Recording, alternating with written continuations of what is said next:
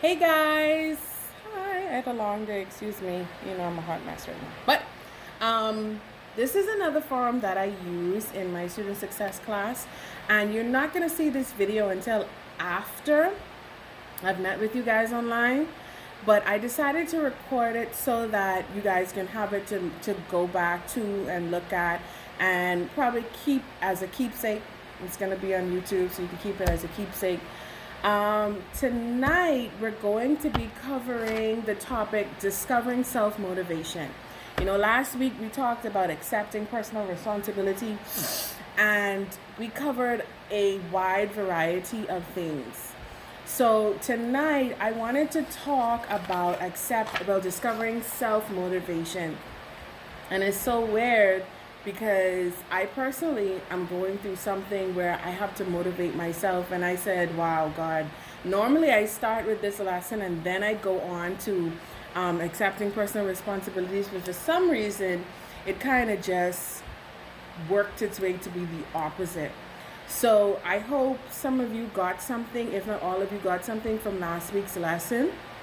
So let's get into it. All right. So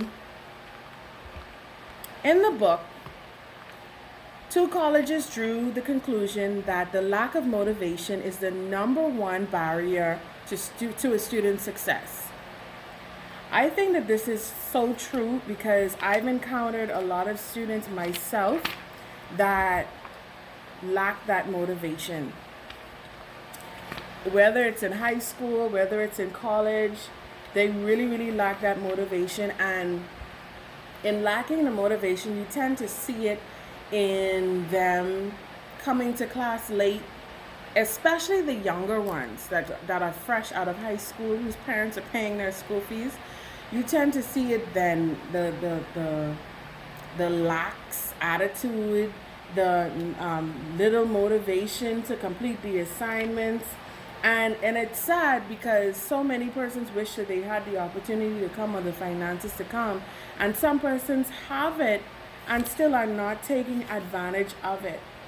So that's one of the reasons why I tend to start with this topic. But for you guys, like I said, it's been different. It's been a shift, and every class is different. So you have to roll with, firstly, the direction of God, and you have to roll with the punches. You got to roll with the way that the class is going. So we're going to identify some symptoms of the lack of motivation, which I said it before, or an unmotivated student: arriving late, being absent, missed appointments, non-participation in class, and quitting after the first semester. So this is where it gets a bit interesting because some of you may be students that were either a UB student, or you were a BTVI student, or you were a BBCC student, or you went to school abroad, and you, for whatever reason, did not complete what you started. It could have been an illness, it could have been a family emergency, it could have been finances, but it may have taken you a while, but you're back on track. Let's just leave it like that. But you do have some people who just quit and they don't come back until, and I have to say it, until they see the need for the degree rather than getting it when the opportunity had presented itself. But that's by no means any indication that it's too late. But we do see a lot of students that quit after probably the first year. Either they're trying to save money for something or whatever the case may be. But let me tell you, knowledge is something that a person, place, or thing can never take from you. They could never take it away. And I always tell people, I said, I am a victim of that myself, not by choice, but I had to drop out of college because I got pregnant. And it took me a while, but I had to find my way back, not because I wanted a promotion on my job, because I worked for myself, but because something went off in my mind, and I realized that, hey, I'm going to need my papers. Persons can't take what I have up here. They could take what I have in my hand, they could take what's around me, but they cannot take what I have in my head. And I pushed my way through days when, you didn't have the money to pay your school fee.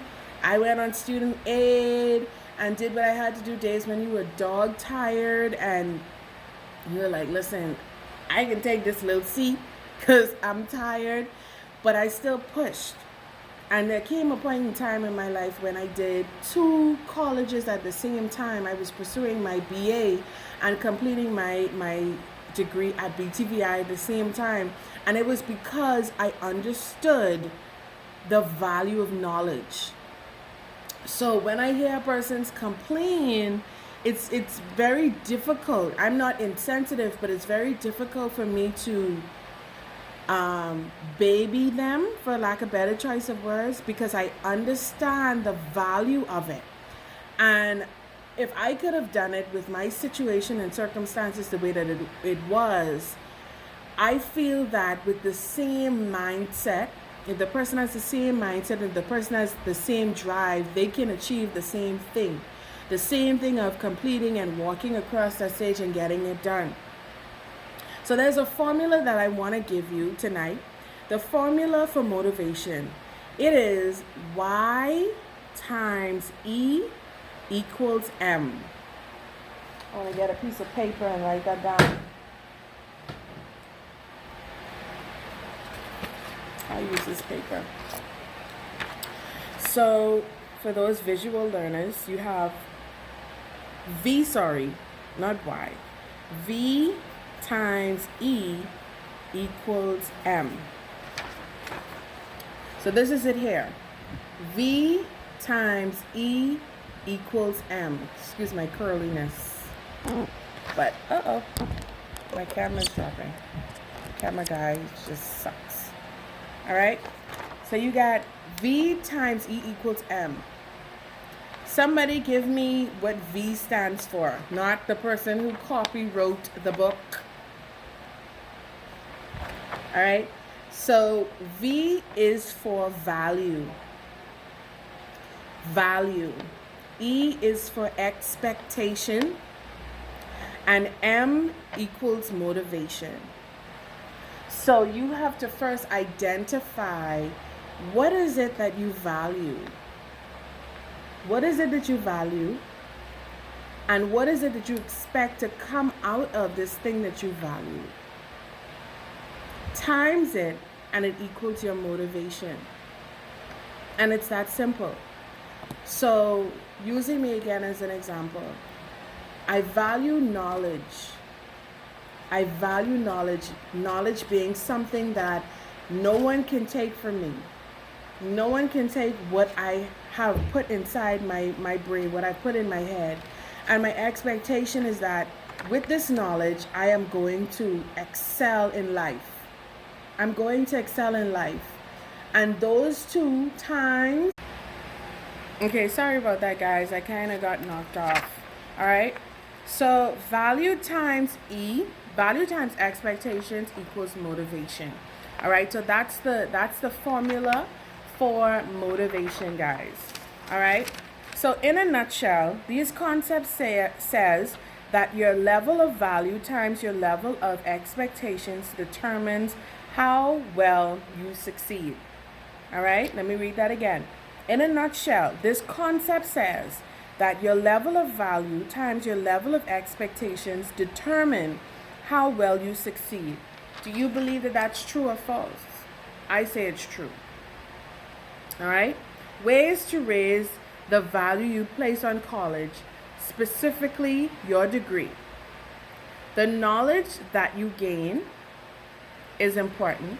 So that's a way for you to raise your level of understanding value, is by saying, hey, the level of knowledge that I'm going to gain is something that I can never lose. I can never lose that. That's worth more than money. It comes close to time, but it doesn't exceed time, because time is something you can never get back. Money is something that's replaceable. But you raise the knowledge that you gain. your experiences, the exposure that you get. These are ways to raise your level of expectation, because every class is different. Every class is different. Every aspect in life is different. So you want to look at it from a different through a different set of lens. You want to look at it as, okay, this is a new lecturer. This is someone that I've never met before who's coming to give their perspective on different things, and I just need to be open. All right? Ways to raise your expectation on college, being in college. You anticipate being inspired. And that's why I hope last class it was inspiring. I hope that you get something from this, and you will see that this lesson is more tailored to you being a college student and less on your personal life, but more so just to prepare you for college and making sure that your anxiety level is at an all-time low. So you prepare to be inspired, prepare to be guided by your different lecturers. Some lecturers you will have one semester and that's going to be it. You're never probably going to see them again. You may see them when you're out, but then some lecturers become family. And they guide you through, whether they're older than you or younger than you, they guide you through the many, many, many areas of life that you are trying to go through, or things that you're trying to achieve. Take my advice. So ways to raise your expectation for college is to be inspired, be guided, all right? And be open. Be open to what it is that we have to teach you, what it is that we have to say, the information that we have to impart into you. Because, like I tell you guys, if you're looking for me to regurgitate everything that I say in class, it's not going to happen. Because most of it comes out of my head. After doing the class for so long and understanding different concepts, most lecturers, when they're knowledgeable in their field or the area of study, yeah, you just have to be open, and everyone is different. Everyone is different, okay? So value of college outcomes or the end result. What should be your end all? After you've completed everything, after you spend nights studying, stay up late to turn in papers, all right, you should see you become more organized, hopefully. You become more organized. You become more professional, hopefully. All right. Your status at a level of, how should I put it? Your status when it comes to your work ethics should increase. So you should see a growth in your work presentation, because most of you work. So the lessons that you learn should be implemented in your work habits on a daily basis. So you shouldn't have to wait until the end to start implementing these things, because even though it may not be the field that you are anticipating to go in, let's say you're a prison officer and you really want to get into IT, and you're more to the front gate, you don't really deal with the computers per se. There are still some areas like this particular class that teaches you certain things like your mental state, how to be motivated until you get there, that you could implement on a daily basis. So at the end of the line, you can look back and say, okay, I've grown in this area. I see improvement in the way I present myself and the way I present my work, my assignments, from one class to the next. And where you start, you should never finish. That's the bottom line. Where you start, you should never finish. All right. And the last one is personal satisfaction. The fact that you came, you signed up, you completed all of your classes, you're graduating, that within itself is motivation to get you pumped. So now I'm going to get into goal setting. So now we talked about how you should be pumped and how you should be psyched to get stuff done, get stuff completed, and you've almost reached the finish line if you have not already upon graduation. You should be setting goals, people. And I would say do not wait until you arrive at the end. Start now. So I'm a stickler for goals. At the beginning of every year, I sit down and I plan out my year. 99.9% of the time, I achieve everything that I set out to do. And if I do not achieve it, I really do not achieve. I really hit my goals. But I notice a trend in my life. If I set a goal in January, by mid-year, I've already achieved it. So I have to set new goals now. And this is how I achieve it. I use a system called DAPS. And that's in the book as well. It's called DAPS. You date it. The first letter in that acronym is you date it. You put a date to it. Because if you do not say when you plan on achieving it, then that means that it could be whenever, however. Okay? So you have to put a date to it, something to work towards. You have to make sure that the goal is achievable. You have to make sure that the goal is achievable. Make sure that it's a personal goal.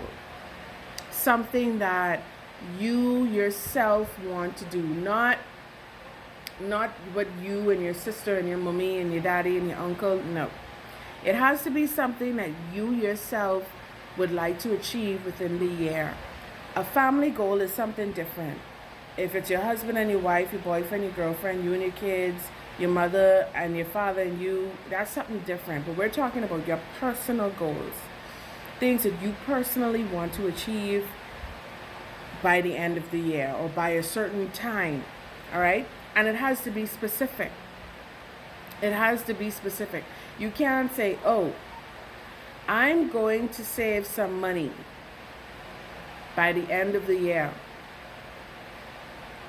Okay, let's do a checklist. You put a date to it. It's achievable because you make a salary that you could save some money, even if it's $20 out of every paycheck. That's some money. It's personal because you want to save some money. I forgot this one. It's something positive. It has to be something positive. So that's positive because you're trying to save. And the last one we got to ask ourselves is it specific? Did you put an amount to it? No, you didn't. You said that you wanted to save some money, but how much money do you want to save? All right? So you have to be specific with it. You have to say, okay, I would like to save $10,000. I make a salary of $3,000 a month. This is June, July, August, September, October, November, December. I have 7 more months. $1,000 each month would give me 7,000, 8, 9, 10, 3 more thousand. So then I know I need to save 1,500 maybe, and that may take me over a bit. All right. So you have to look at it like that. So you start to plan, and then you already have the date, the end of the year. It's achievable because you have that amount of money, and you check out your bills and make sure that everything is covered. And then it's personal to you, and it's something positive because it's a positive goal. At the end of the day, you could use this money for something, whether it's building, purchasing a vehicle, purchasing a piece of property, doing a vacation for you to a place where you would like to go that's far, far away, doing a cruise, whatever it is, it's your goal. It's your goal. So let me write that. The first acronym is D. The second one is A. The third one is P. The fourth one is P. And the last one is S. All right? So this is it here. DAPPS. All right? The D stands for dated. DATED. The A stands for achievable. ACHIEVABLE.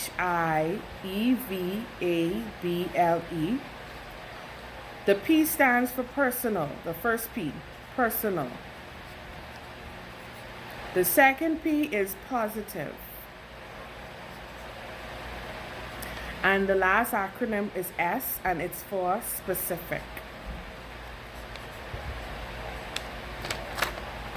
All right? And that's it right there. So remember, the formula for motivation is Y times E equals M. Let me write that M properly. My handwriting is a little curly. Don't judge me. All right. So let's remember Y. V times E equals M. My M still don't look much better, but I tried. Okay, and now that we're on goal setting, you have to remember the acronym DAPS. Date it, make sure it's achievable, make sure it's personal, make sure it's positive, and make sure it's specific. So that's all that I have for you guys today. It's a very short lesson, so I figured I could use this one to be online. I'm sorry for all of the interruptions you'll see in the video where I probably have to piece it together. I was doing this on my phone, so yeah, that's that. But it's a pretty short lesson. The most important part of it is to remember the formula and to remember DAPS. And if you have not written out your goals for the year, please look into that for the end of the year. It's not too late. January, February, March, April, May. We're halfway through the year. Take the month of the remainder of May and start June off right and start to do something for you. Start to do something for you. If you have not done it already, or if you've already achieved all of your goals, don't get lax and lazy. Say to yourself, hey, I've achieved everything. Now let me set some new goals. All right? And that's a way to motivate yourself as well. And you can utilize it in class. You can say, well, okay, in math, I would like to at least get a 90%, minimum 90%. And if you look at your grades and you see that your grades are not lining up to point you in the direction of that A, then you need to start to reevaluate something, sitting with your lecturer, figuring out what is it that you're doing wrong, where are you going wrong, how can you get better, how can you get some better grades. Will the lecturer provide extra work for you to do to make up the grade? Things along that kind of line, all right? So I want you guys to stay motivated, stay pumped, because the semester, I'm sure summer is a bit of a compressed course, but I'm sure you guys are making it. You don't have a choice. Remember, we're not complaining. We're not complaining because we are accepting responsibility for the fact that we signed up to be here. Okay, and we are going to do this. All right, so that's all that I have for you today, guys. I look forward to meeting with you at 5:30. Let me see what time it is. What time is it now?